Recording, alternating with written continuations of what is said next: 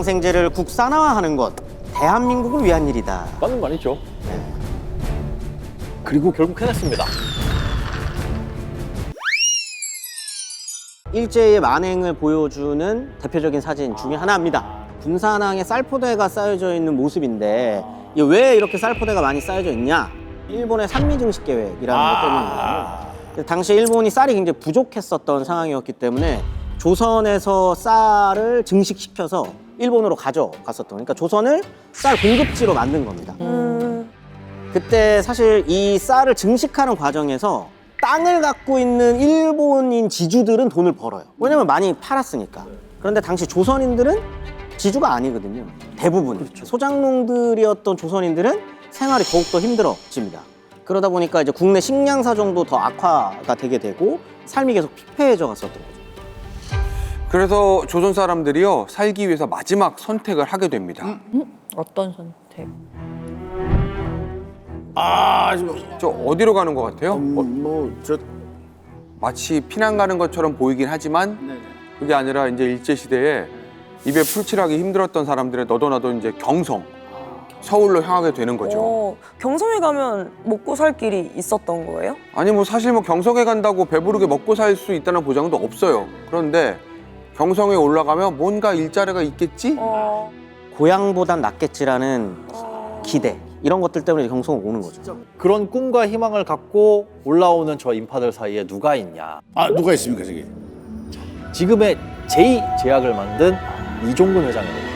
대한민국 제약의 역사를 바꾼 장본인이다라고 할 수도 있는데, 이종근 회장이 사실 파란만장한 어린 시절을 보냈다고 해요. 1919년 충남 당진의 산골마을에서 태어났다고 하는데 7 식구가 고사리 팔면서 겨우겨우 하루를 살아가는 가난한 농가의 아이였습니다. 근데 그러다가 이대로는 살 수 없다라고 생각해서 이종근의 아버지는 이제 가족들을 이끌고 상경을 하기로 결심을 한 거죠. 사실 이종근의 아버지가 올라오겠다는 결심을 굳히게 된 계기는 뭐냐면 같은 마을에 사는 저 이씨 아저씨라는 사람 때문이에요. 이 사람이 먼저 서울에 왔었는데 가끔 이제 고향 내려가면 이종근 씨 아버지한테 야 올라오기만 해, 서울 너무 좋아, 내가 일자리 알아봐주지, 이렇게 얘기했거든요. 그러니까 아버지가 이제 가진 돈 다 내주면서 서울에 이제 머물 곳도 부탁을 하고, 그리고 어디서 만나 그랬냐면 인천 부두에서 만나자. 드라마에서 일어나는 그런 일이 뭔가 없었으면 좋겠는데. 예, 드디어 이제 가족들이 다 인천 부두가에 도착을 했는데 거기서 짐보따를 내려놓고 이씨 아저씨 기다리잖아요. 왔을 것 같아요, 안 왔을 것 같아요? 안 왔을 것 같아. 튄 거죠, 벌써 그 돈을 가지고. 다행히 이모의 도움으로 빈민촌 판잣집에서 이제 생활을 시작하게 됩니다. 그런데 또 위기가 찾아와요. 1932년 음력 정월이에요. 이제 엄청난 화재가. 그래서 140여 가구가 다 타버렸대요. 그래서 그냥 다 거리로 나앉게 되었다고 하더라고요. 요거 진짜 그 뭐 드라마보다 더 드라마네요. 그 돈도 사기당하고 집도 홀랑 태워먹고 아주 캄캄할 텐데. 이때부터 이제 소년 이종근의 생존 서바이벌이 시작됩니다. 이종근 살림 돕기 위해서 뭐 생계 전선에 뛰어들어요. 이때 나이가 이제 15살 정도쯤 되는데 안 해본 일이 없었다. 철공소, 쌀집, 뭐 막노동, 심부름꾼 계속 일했다. 이때 이제 아현동에서 충무로까지 매일 걸어 다닐 정도로 열심히 살았다고 합니다. 근데 이런 이종근의 인생을 바꾼 보물이 하나 있었다고 해요. 이겁니다. 따르릉 따르릉 비켜나세요. 종근이가 나갑니다. 이 약방이네요. 이 자전거가 이종근의 보물이었어요. 이제 어머니 권유로 사촌형 약방에 취직을 했는데 약을 팔러 다니는 매약 행사, 지금 방판이라고 보시면 돼요. 방판매. 그때 자전거를 타고 다니면서 전국을 돌면서 이제 약을 팔았는데 한 경성에서 개성, 충남, 전북까지는 뭐 편도만 200km인데 자전거를 타고. 자전거로? 그렇게 허벅지가 터질 정도로 열심히 일하지만 이종근 씨가 이때 어리잖아요. 어린 사람이 와서 이렇게 뭐 약 팔아달라 하면은 안 쳐다봤어요. 뭘 알겠어. 그리고 이미 또 들어와 있는 약이 있으면 새로운 약을 받기도 힘들고, 그래서 엄청 무시당하고 거절당하고 막 그랬는데, 거절당해도 계속 10번, 20번 계속 찾아가면 결국에는 약국 들어오라고 하면 진열장 청소하고 잔심부름하고 해서 30번째 찾아갔을 때 결국에 그 약국에 약을 넣게 되어서 첫 거래가 성사됐다고 하더라고요. 진짜 이런 끈기면은 못할 게 없겠네요. 근데 그 약사님도 참 독하다. 30번 올 때. 한 10번 정도만 해주지. 저는 한 3번 정도만 와도 이렇게 해드립니다. 자전거 타고 전국을 돌던 이종근은 슬슬 좀 운이 좀 트이기 시작했는데요. 결혼도 하고 돈도 모으고 결국 아현동에 자신의 약방인 궁본 약방을 차리게 됩니다. 이제 자기 약국을 차린 이후에도 이게 밤낮 없이 페달을 돌리면서 일을 했다고 해요. 약국 사장님이 됐으니까 사실 인생 핀 거거든요. 근데 개업한 지 2년도 안 돼서 이종근 씨 인생에 또다시 고비가 닥치게 됩니다. 또 무슨 고비입니까? total ruin and defeat. 전쟁? 요 영상이 일본이 진주만을 공격했었던 영상인데 요 이후로 이제 태평양 전쟁이 발발하게 되는 거죠. 이때 이제 일본이 전쟁 물자를 조달하기 위해서 그 소규모 업자들을 정리를 해야죠. 이제 전시 체제로 들어가는 거니까 그 과정에서 이제 군본 약방 직접타를 맞게 됩니다. 불가하는데 그 전쟁이 터졌네. 야, 인생이. 그때부터 뭐 사실 뭐 전쟁이 끝날 때까지는 숨죽인 채 버텨야 돼요. 이제 버텨야 됩니다. 그리고 때가 찾아왔습니다. 방복입니까? 네, 국민들 모두가 기쁨에 울부짖었었던 이 날인데 이종근 씨도 이제 해방의 기쁨과 함께 다시 도약을 할 수 있게 된 겁니다. 해방 후에 이제 이종근이 다시 세운 약방 이름은 자신의 이름을 따서 종근 땡. 애고가 굉장히 강하셨네요. 아, 근데 그래서 종근. 사실 당시에는 그 장사하는 사람들을 무시하는 장사치 뭐 이러면서 이게 무시하던 그런 분위기가 있었어요. 그러니까 자기 이름을 건 가게를 보기가 굉장히 어려운 그런 시대였죠. 그런데도 불구하고 본인의 이름을 걸고 약방을 낸다? 이거는 상당한 자신감, 뭐 내지는 용기 이런 거였죠. 이제 좋은 일만 가득하셨으면 좋겠다. 하지만 기쁨도 잠시, 기쁨도 잠시. 어느 날 이종근에게 종이 한 장이 날라옵니다. 보니까 고소장을 받게 된 건데 누가 보냈냐면 당시에 그 D약방, 생명을 구하는 물, 그 약이 대활기를 치던 때거든요. 근데 이종근한테 한 업자가 와가지고 야, 싸게 이 D약방의 약을 내가 너한테 팔게 이렇게 얘기를 한 거예요.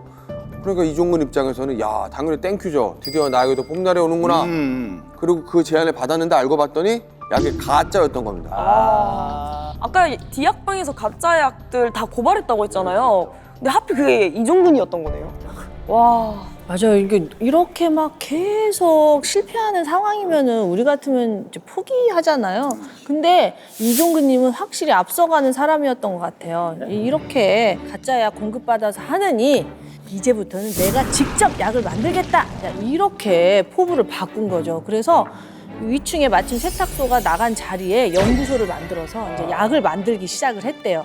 근데 이제 그때 당시에는 빈대 잡는 약이 그렇게 유효했대요. 그래서 강신 빈대약 이렇게 해가지고 빈대 잡는 약으로 선풍적인 인기를 끌었다고 합니다. 맞아. 이 빈대가 많았어 옛날에는. 자, 그리고 이종근 씨는요, 다음에 또 우리가 아무도 상상하지 못했던 도전을 또 시작을 하게 되는데요. 그때 당시에 우리나라에 항생제가 없었기 때문에 다 외국에서 이제 가져와야 되는 상황인데, 이제 그럼 얼마나 수급이 불안정해요? 그럴 때 그러느니 우리가 연구해서 우리나라 최초로 항생제를 국산화해보자 이렇게 결심을 해서 이 항생제로 사람들의 목숨을 살리기 시작을 합니다. 우리가 약이라는 게 우리가 먹으면 피니다 이러면 알약을 먹잖아요. 그러면 그 알약을 만드는 원료가 있을 거 아닙니까? 그 원료는 이제 외국에서 다 수입을 했어요. 원료를 수입에다가 그냥 증제를 만들어서 팔면은 쉽고 돈도 많이 벌 수 있는데 이종근 회장께서는 외국에 종속되면 안 된다. 우리가 원료를 만들어야 되겠다. 그 어려운 가운데 처음으로 그 원료 합성을 시작하신 분이거든요. 정문당은 물론 개인 회사지만은 그 회장님이 하신 일이 그 정신이 저는 민족기업이라고 생각합니다. 자, 항생제를 국산화하자. 이때 뭐 경쟁 기업들의 반응이 어땠을까요? 우리도 만들어야 될까? 뭐 이런 게 아니라 야, 선진국 기술 못 따라간다. 돈만 버린다. 말도 안 된다. 그런 반응이었어요. 제약업계에선 진짜 웃음거리가 됐다고 하는데 이때 또 외국의 제약회사에서 이종근 회장을 찾아가지고 딜을 하나 겁니다. 그냥 항생제 우리가 싸게 줄 테니까 고생해 가면서 국산화 뭐하러 하느냐. 그냥 우리 거 사서 써라. 했는데 이종근 씨의 대답은 당연히 안 한다. 싫다. 항생제를 국산화하는 것 대한민국을 위한 일이다. 맞는 말이죠. 그리고 결국 해냈습니다. 게다가 이 이종근이 이 항생제를 FDA 승인까지 받아요. 대단하다 저거. 이야, 대단하네. 네, 이 FDA 승인이요. 미국에서 이 약은 믿어도 됩니다라고 이렇게 인정을 해주는 거니까 이 기준을 통과하면은요. 다른 나라에 이 약을 수출할 때도 훨씬 유리하게 됩니다. 실제로 이 FDA 심사 조건이 워낙 까다롭기 때문에 뭐 1차 서류 심사부터 시작해서 뭐 2차, 3차까지 다 통과를 해야 승인을 받을 수 있는 건데 영어도 잘 못하는 뭐 이종근이 미국 가가지고 시연하고 승인받았다. 이건 거의 기적 같은 일이죠. 당시에 FDA 공인을 받은 게 전 세계 제약업체 중에 100개 정도 회사에 불과했거든요. 우리보다 한참 앞서 있었던 일본도 겨우 한 건 승인받았을 때였거든요. 근데 자, 우리나라 1969년엔 일본의 항생제를 62만 불 규모로 수출하는 기업을 토해냅니다. 이야. 이 일본에 수탈당하던 한국이 이제는 일본을 수출을 하는 나라가 다 된 거죠. 애국심이 자랑스럽네요. 그 브랜드 이미지가 상당히 좋잖아요. 그런 브랜드 이미지 덕분에 이 당시에 이제 약학 전공자들 사이에서는 이 제2제약이 꿈의 기업으로 꼽히기도 할 정도라고 되게 인기 있었다고 해요. 게다가 이제 특히 취업 준비생들이 좋아하는 제2제약에 광고가 있다고 합니다. 아, 그래요? 아 이거 이거야, 이거. 유명하지. 맥박은 뛰고 있습니다. 맞아, 맞아. 당신이 주무시는 한밤에도 종근당의 연구실은 움직이고 있습니다. 맞아. 저도 그래. 전 지금도 생각이 나요. 전 잘 때마다 정근당은 일하고 있다. 잘 때마다요? 약 만드는 회사가 일하니까 안심하면서 자게 내가 되는. 잠들어도 정근당은 일하고 있다. 그 세례 박혔다니까? 지금도 일하고 있잖아요. 아, 그렇겠죠. 그래요. 그렇게 밤새 일하면 참 힘들 수도 있는데 사실은 이 광고가 직원들의 이 자부심을 높여줬다고 합니다. 그러니까. 네, 게다가 이 광고로 소비자들한테도 호감도 올라가는 거죠. 당신이 잠든 사이에도 우리는 당신의 건강을 위해서 이렇게 열심히 일하고 있다. 대박 쳤어. 게다가 제2제약에 신뢰감을 줬던 또 하나의 킥이 뭐냐면 뱅 하는 종소리. 이게 그냥 종소리가 아니고요. 이게 심혈을 기울여서 국민들 마음에 닿도록 제작되는 것인데 소리 전문가 김벌레 씨가 이 종소리를 만들었다는 거예요. 그래요? 예. 오. 이때부터 이제 이종근 회장의 종사랑이 시작이 된다는데 이게 해외 출장 나가면 그 나라 재래시장 가가지고요 종을 그렇게 산다는 거예요. 진짜요? 그렇게 뭐 작은 종들도 있을 테니까 그렇게 해서 모은 게 650점이고요. 정말. 예, 종만. 이게 제2제약 사옥 1층에 가면 종 전시관이 따로 있대요. 저요? 아, 저렇게 큰 종을 저 치킨 장사하시는 분들은 외국 나갈 때마다 닭 모형을 사가지고. 자기 한 100마리 있어. 아무튼 제2제약에서 일했었던 사람들은 회장님은 임원들한테는 엄격하지만 사원들에게는 인자한 할아버지다 라고 이제 기억을 한다고 합니다. 제가 그런 일이 있었습니다. 원료 의약품을 이제 연구소에서 합성을 했는데 성공을 해가지고 공장에 가서 이제 큰 스케일로 이제 만드는 작업을 해야 되는 거죠. 전혀 예측치 못하게 폭발이 일어난 거예요. 공장 지붕을 뚫고 날아간 거예요. 그래서 이제 큰일 났다. 내가 회사를 망쳤구나. 근데 불의 사고였고 우리가 인명 피해도 없었고 괜찮아. 그렇게 넘어가신 거예요. 제가 감격을 했죠. 아, 정말 열심히 해야 되겠다. 그런 회사였습니다. 종에서 기술자들한테 연수를 항상 보내주셔서 해외 1년 이상씩. 저는 한 2년 6개월 이제 연수를 갔다 왔는데 그때 이제 연수를 간다고 하니까 충중리 한번 와라. 이러고 이제 긴장을 해가지고 갔죠. 갔더니 회장님이 금일봉을 이제 주시는 거예요. 나중에 보니 그게 30만 원이더라고. 그 당시 되게 큰 돈이었어요. 그러면서 이제 툭 주면서 비행기에서 점심이나 사 먹어 이러는 거예요. 그래서 이제 회장님 비행기에서는 점심 줍니다. 이러니까 회장님이 그래? 그럼 그 돈 다시 돌려줘. 이러면서 이제 그래 알아 그래 써 이러고 이제 주신 그러니까 사원들이 농담도 받아주시는 거예요. 그런 기억이 납니다. 약간 겉으로는 좀 무서워 보이셔도 속은 굉장히 스윗가이시네요. 또 진짜 스윗가인 게 큰 돈을 이제 버는데 급급하지 않고 사재를 털어가지고 고촌 재단이라는 거 만들어서 인재를 위한 후원 같은 경우는 뭐 돈을 아끼지 않았다고 합니다.